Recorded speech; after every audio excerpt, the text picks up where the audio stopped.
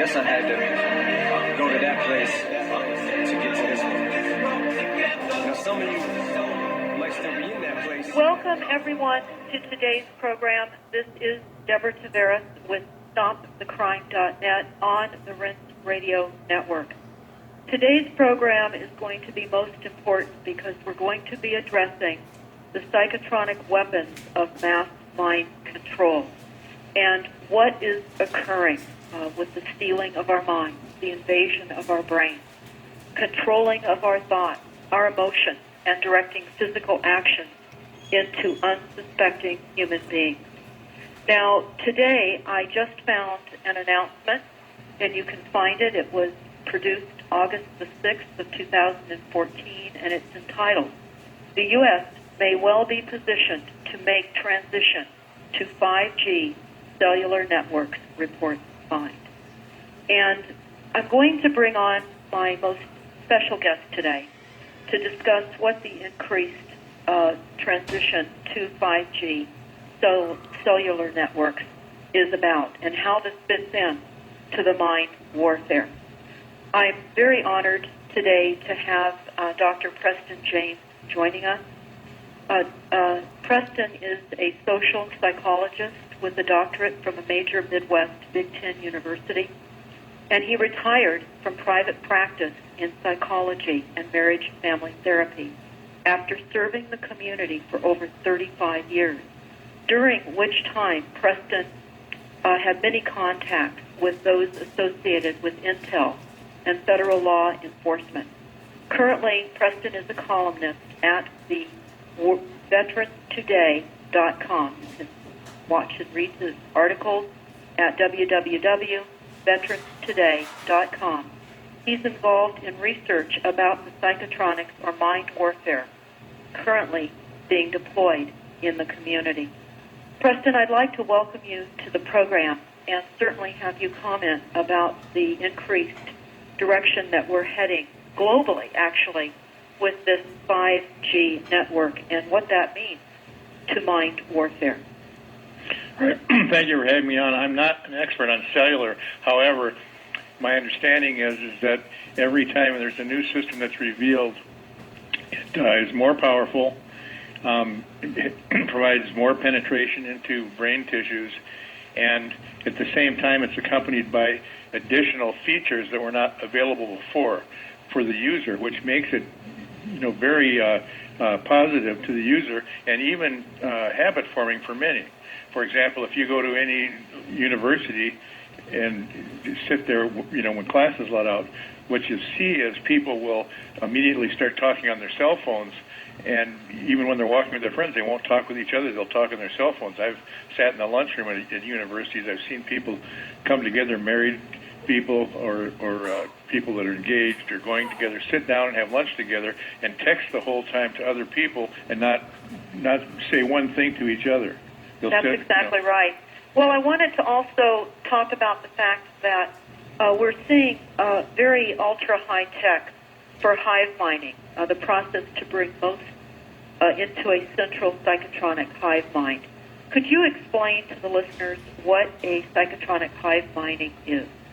Right. Of course, the dream of the secret shadow government, which was set up after World War II, really was a gathering of top intel people that wanted to get complete control over the population.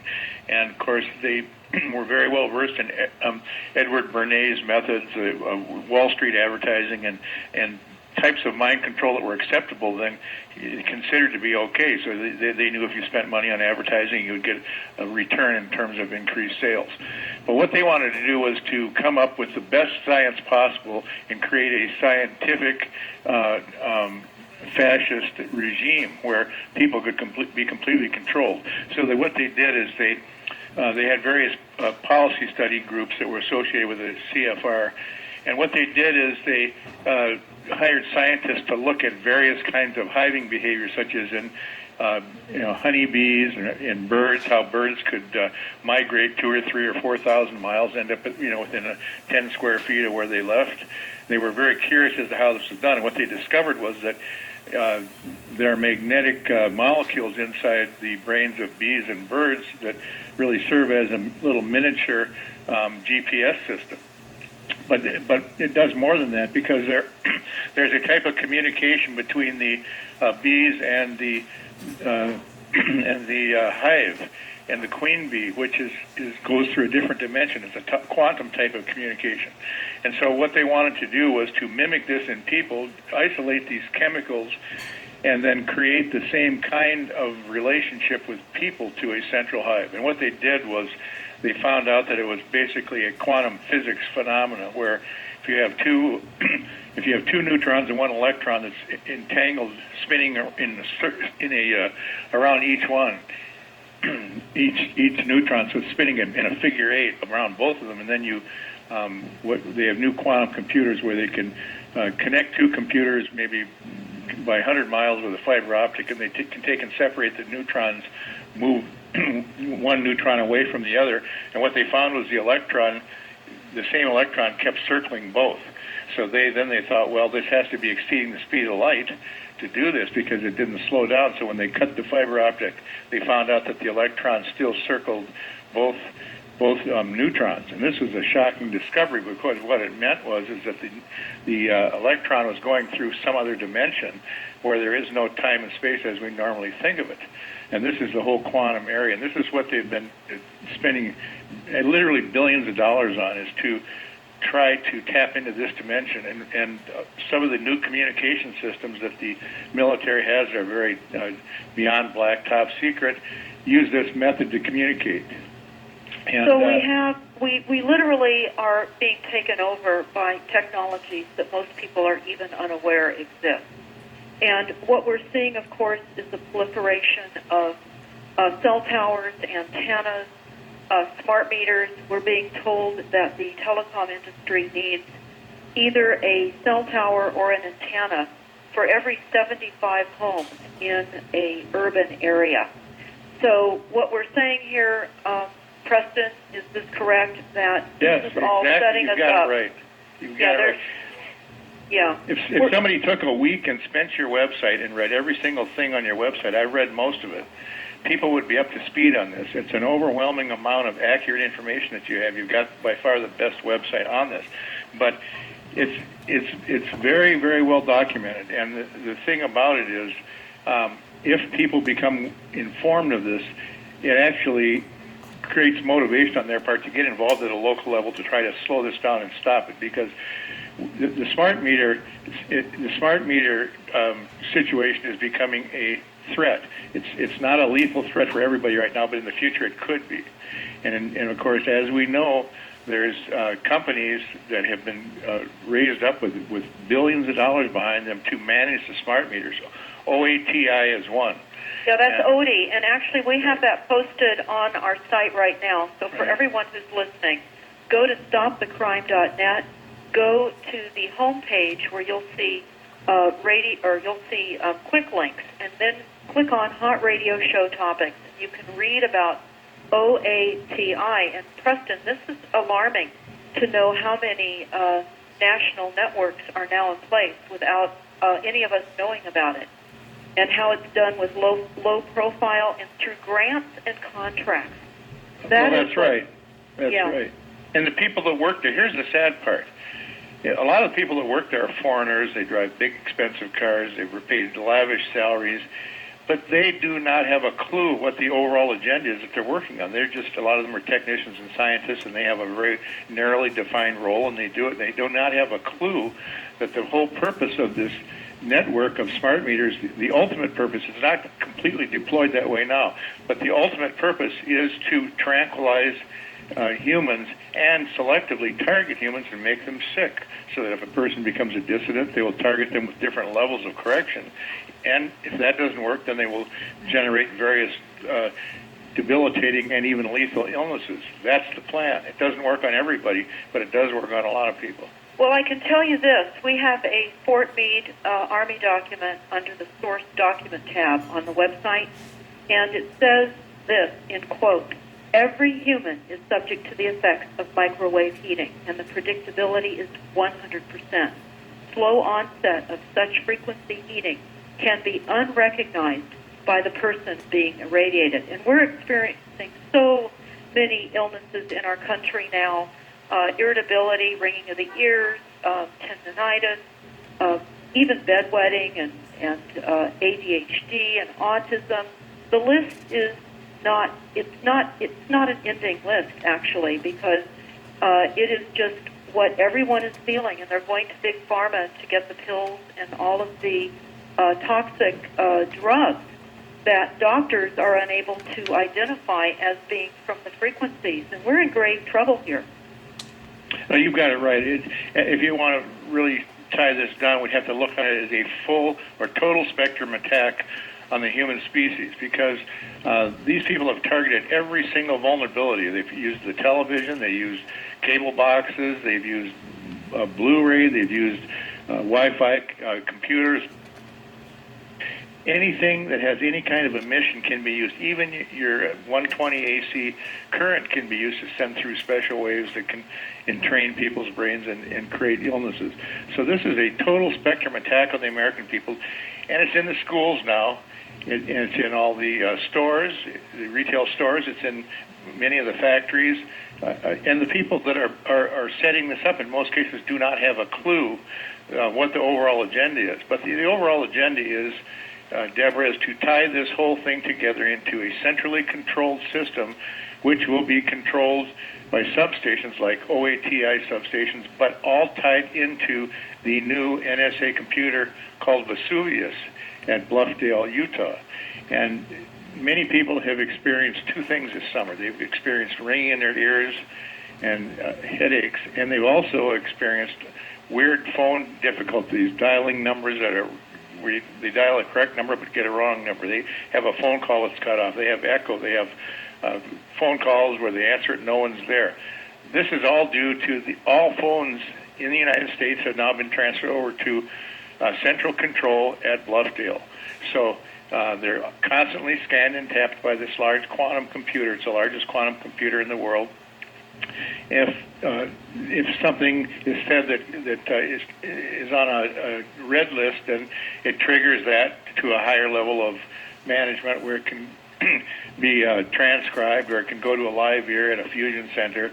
But the bottom line is everything is being matrixed now. People are being matrixed for risk. If they say certain things, their phone call will be cut off. We've had numerous people complaining that they've had phone calls cut off for nothing. But the bottom line is it's total spectrum control using the full light and electronic radiation spectrum to get control over the populace, because the people running things, it's only a handful. It's less than 20 people that run things, the top policymakers.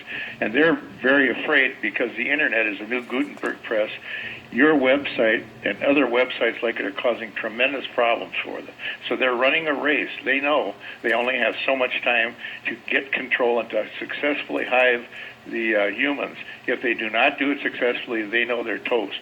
And we're running a tremendous race here. And so far, the American people have been gaining on them every month. So we're at maximum risk now that they're going to either stage another false flag attack or cut the water off or the food or do something drastic to try to regain balance and get more control. Well, that's absolutely. And I think what many people are faced with right now is the smart meters being deployed upon their properties, and they're really not understanding the overall intention of the smart grid. And I know that it is a mesh grid network of frequencies that has been planned to structure our thought patterns of everyone that has a smart meter. And this is a global deployment, and it's through the smart meters, and all disguised as promoting new energy efficiency. Of course, we know it's actually set up for spying, behavior modification programs, and hooked up to fusion centers, facial recognition software, HD cameras in stores and schools, as you mentioned, Preston, attached to pulse beam microwave emitters to entrain our moods and block our thoughts. Now, I wanted to ask you, this is a very concerning question and a problem I think we all face, because we're seeing increased shootings in our communities. And I'm referring now to the Aquarius Operations Briefing. It is a document that we do have on the homepage of StopTheCrime.net. That's right. Actually, I gave that to you. And you did, and I want to thank you for that, because certainly everyone needs to understand the enormous amount of chemical sedation from the air, water, and food supply that was planned for many, many decades, and how then the radio waves and frequencies for mass mind control would be able to literally take our minds over as we become more malleable from all of the poisons and toxins. And this document, as you know, Preston, talks about how they will be able to queue up selected people within the population and literally take over their bodily functions and their thoughts and cause them to become assassins in high population zones. Could you comment to that? Because we're seeing increased crime, and I'm thinking at this point that most all crime now is being literally fomented by these assaults with the second. Well, you're right. Weapon. Crime is engineered socially and electronically, but basically the powers to be are making billions of dollars every year off the prison industry. We have the largest one in the world, and they know that if they, yes, the U.S. government brings in 95% of the illegal drugs. They know that if they bring drugs in and sell weapons to gangbangers, but they know that they can destroy most cities and create a tremendous crime problem. And they know that the prisons themselves will feed this. So they want a huge crime problem so that they can provide the solution and get more power. But what is happening is during Vietnam, they tested many of these MK Ultra methods. There are many sub-programs. They're still doing it. The CIA claimed when it got caught that they stopped, but they didn't. They just changed the names. One of the big plans now is Slammer, where it's psychotronic harassment of whistleblowers. But there were many what's called sleeper agents, MK Ultra sleeper agents, and they had different methods to do this. The original ones were what's called soul murder, where they would smash their soul with unbelievable types of torture, like driving nails under their fingernails, electronic torture, and various things, and subjecting them to extended periods of isolation, and actually fracturing their soul into different pieces so they could create sub-personalities. Yes, and they did that, and they're doing that and have done that with sex. And on our website, Preston, I spoke with you about this document that we literally have posted on the top of stopthecrime.net, and it's about Project Monarch and Nazi mind control. It's a 13-page document. I would recommend everybody read that to understand the degree of mind control and brainwashing that has already occurred. Now, I'm also very, very concerned about what I'm seeing in the community with targeted individuals. Can I just finish one thing? Yes, yeah, I was going to say, as far as it started out with the going postal, people in the post office where they tested it, but now they have made sure there are hundreds of these sleepers out there that can be activated remotely. Most of them are now on psychotropic drugs like SSRIs. And Prozac had a very bad track record, but it was released anyway because they suppressed all the negative research and only cherry-picked the good ones. But that's the formula. Every time you get some school shooting, a psychiatrist is in the background that's been feeding kids SSRIs and usually a cocktail of drugs.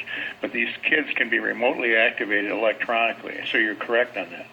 Well, what we're also aware of, too, is that there's even drugs for children that have difficulty in math. So the desire to put everyone on drugs is fierce at this point. And we know that now with the new Common Core curriculum, they're even putting clinics in schools now to more easily dispense these drugs for ultimate mind control. And what we're seeing, too, Preston, and I know you agree, is the brainwashing has been occurring for now so long that so few people even realize that we have a de facto government run by corruption, and it doesn't exist under a constitution where we have continually people believing that all they have to do is vote in new people. So that is the level of mind control that has already been enveloped over the globe, essentially.